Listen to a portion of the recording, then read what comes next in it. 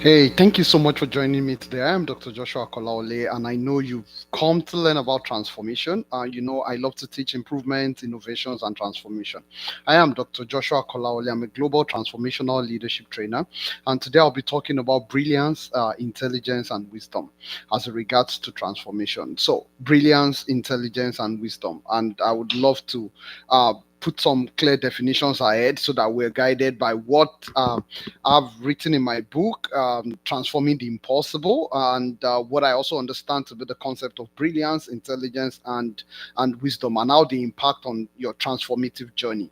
So my goal, my passion is for you to become a transforming mind, to move from a socialized mind through becoming an evolving mind until you become a transforming mind. So, and in this journey, there are some key concepts that you really need to understand. In my book, I wrote about the nine needed kind of mind that you need to incorporate so that you can drive that kind of transformation, especially at a large scale where you can generate transformational outcomes. And so, because this is my passion, today, I want to talk to you about the significance, the importance of embracing the concept of brilliance, intelligence, and even wisdom in your journey towards transformation. I used to say this classically everywhere I go that transformation stands on three legs. The first one is your disciplined power, the capacity, the power in you to maintain some disciplined nature. That's your power. The second part is the love, that leadership love that you're able to build to be able to drive transformation. And the third one, which is classic, is your wisdom, the quality of your wisdom. And so I want to match the concept of brilliance, intelligence, and wisdom and tell you along the spectrum as they grow.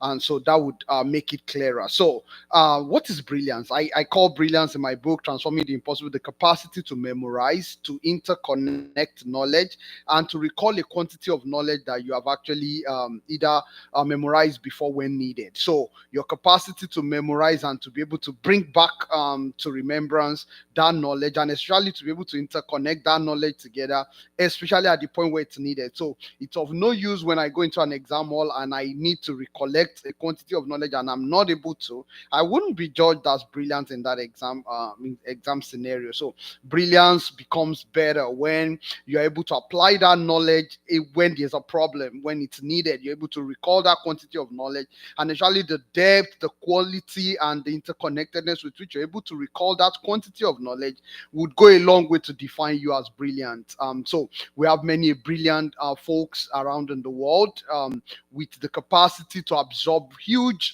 amount of knowledge and then be able to even recall them at the point where they are needed. But this is where the difference is. Intelligence, I define intelligence as the capacity to use knowledge, the acquired knowledge, either that you have or that you have on your team or in your environment, that you can leverage across several technological platforms, that knowledge to be able to solve problems. Now, when you're solving the problem, these are the things that must come with a solution. It must be at either a reduced time, a reduced cost, a reduced energy, reduced stress. So in a way, you're solving the problem in a more efficient way. You're solving it with reduced human energy or reduced human time, reduced cost, or stress that it has to put on the system. So if you're able to solve a problem that way, then we would adjudge you as intelligent. So intelligence is that capacity to be able to solve a problem with a reduced time, cost, weight, and reduce waste. So in that case, we say the person is intelligent or the system is intelligent. So you can see intelligent assistant or artificial intelligence. You're able to write a prompt for it and is able to generate a lot of answers from a lot of knowledge that you could gather from across the internet and maybe has stored or in its program. So because of that, the capacity of knowledge of you to leverage knowledge to be able to solve a problem, that's the applicative tendencies or part of brilliance now. So brilliance is for you to acquire the knowledge, be able to recall the knowledge, but at the time where you're able to synthesize that knowledge and analyze it enough to be able to create a solution for humans to make the world a better place where we do things in a faster, cheaper, uh, way and less stressful way, and then we say that's an intelligent solution. Now, how does wisdom come in to balance this? Now, I mentioned efficiently when I was defining intelligence. Wisdom is that counterbalance that brings the side of effectiveness. You see, the capacity to distinguish what is right and what is wrong, and to be able to factor this over time across multiple stakeholders with the excellent understanding of causalities and relationship. This brings about wisdom. So wisdom is a systemic application of intelligence. Now I want that to marinate. Wisdom is a systemic application of intelligence. So you can be intelligent, you can solve a problem, but you can solve a problem and create a bigger problem tomorrow. So your ability to understand this solving the problem over time.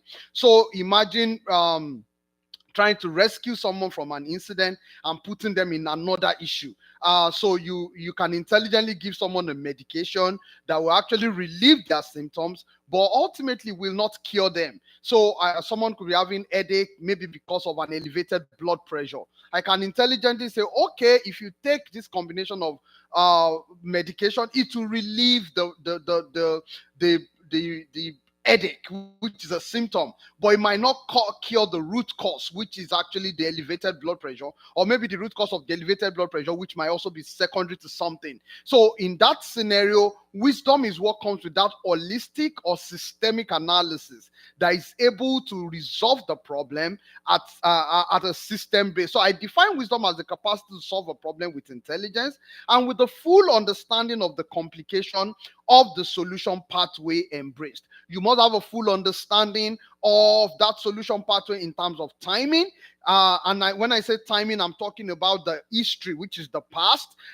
So that means for someone who comes down with headache, you want to know their past medical history. If it's an organization that run into crisis, you want to do an analysis of who they were before the crisis came and who they were during the crisis and what they have the potential of doing even post the crisis. So you're analyzing the organization over time. You're analyzing their past, their present, and their future. Someone once told me that if anybody come to meet you and discuss a problem, always ask questions about their past history. History always has a traceable link to how people get into a certain issue, problem, challenge, as the cases. So you must always analyze things with that view, with that mindset. And so because of that, it's a crucial thing to ask questions, to make sure you analyze things over time. Number two is that you must also analyze all the stakeholders involved, the people involved, the kind of processes engaged, the kind of culture in that environment, the context with which that thing is happening. You must also understand the dynamics of the environment. All these things comes to play at a system level. So intelligence can actually rescue or rob a bank, but it will take wisdom to build a bank. So that is the difference. Intelligence can be leveraged negatively, but wisdom would always align with right thing. So I'll give you some couple of definitions for wisdom. And I love this because wisdom is a concept that is dealing with sound level of judgment, sound level of judgment that is associated with moral virtue, moral excellence. So the quality or the ability to do something right and to avoid doing what is wrong is actually termed wisdom. It's synonymous to being virtuous, being prudent, which means being shrewd with sound judgment. It's the ability to keep yourself from being misled. I used to tell people a lot of time, one of the crucial gifts you can give to yourself on the journey to transformation is your ability to prevent being misled, being talked into doing something wrongly, and that would go a long way. And if you really want to be someone of that is on a transformative journey, you would embrace discretion. It's ability to leverage wisdom, to devise, to imagine, to plot, to build a strategy. That's the summary. To plot, to build a strategy at strategic level, at tactical level, to be able to leverage all the intelligence you have, but aligning them with the right values so that they can be wisdom, and then be able to create that kind of system that generates outcomes, that generates results. So wisdom also has other names or other synonyms like sagacity, wise counsel, sound judgment, sound discipline, depth of understanding, power and strength are also linked with wisdom. So I want you to know that wisdom is better than weapons of war. Wisdom is stronger than strength. If you really want to build a transformative life, you would not only seek intelligence that can solve your problem, but you will analyze this intelligence at the system level. And when you're analyzing it at a system level, you will check it as as history has it over time. You will check it based on the dynamics of the people involved. You will check it based on the dynamics of the current culture or business environment. You would analyze it and ensure the values are right in alignment with all these points I am mentioning. You would also analyze the causality effect of everything you're doing. What are the things that are direct causation, or what are the things that are associated with themselves? When you analyze these things over this spectrum, you will get wisdom out. Wisdom is a systemic dimension of application of intelligence in the right way, such that you are not only efficient, you are effective, you are safe, you're timely, you're people centered. You eventually achieve the goal in a just way, in a right way, in an equitable way, and then you're seen to have demonstrated loving kindness, exceptional compassion, because all these holistically, history would always ask the question or judge whatever you do and see how the application of what you've done is intelligent enough. Look, in politics, what distinguishes politicians from real leaders is actually the capacity to embrace wisdom.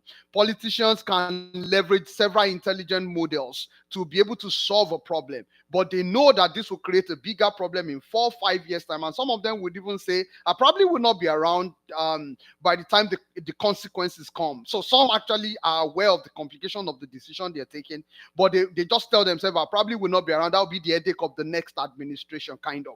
And you know that the solution you're offering today is not an excellent solution that is in alignment with wisdom, but because intelligently it just makes you achieve what you need to achieve today, you want to go on efficiently to do it. But I want to call you into a world of transformation where we're not only focused on efficiency, we're also focused on effectiveness, we're focused on safety, we're focused on timeliness, we're focused on equity, we are focused on fairness, right? We're focused on genuine justice, we're focused on the people we're serving genuinely. And if you want to lead a world of great transformation, you would love to serve people genuinely. So ultimately, if you want to be a person of wisdom, it is more about who you are becoming, not what you're doing or what you need to have. Intelligence can help you have something at the expense of who you become or what you have to be doing afterwards to be able to even keep that thing that you have had. So all these things are key questions that must jump at your mind at any point where you're solving a problem.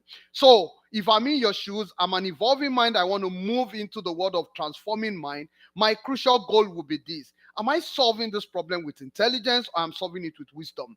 If I'm solving it with intelligence, I know I have a solution, but have I thought about it on a long-term basis? Will this solution still be worthwhile? If they ask me in 5, 10 years' time, will the complication of what I've created not have destroyed the victory we would have achieved? If efficiency is your focus, you probably will achieve so much things by reducing time, reducing space, reducing cost, reducing energy, reducing stress on the human system, disrupting the system. You reduce all those things, but ultimately, you may not have been able to achieve great wisdom if analyzed in 5, 10 years' time, because the repercussion, the consequences of what you have done will not be so obvious. And then the set of people you think would have applauded you many years ago will now come back and say you were actually one of the origins of our problem. So I want to encourage you to embrace wisdom, to love wisdom, to pursue wisdom, to even position for it. You would only be wise when you learn data, integrating the data together,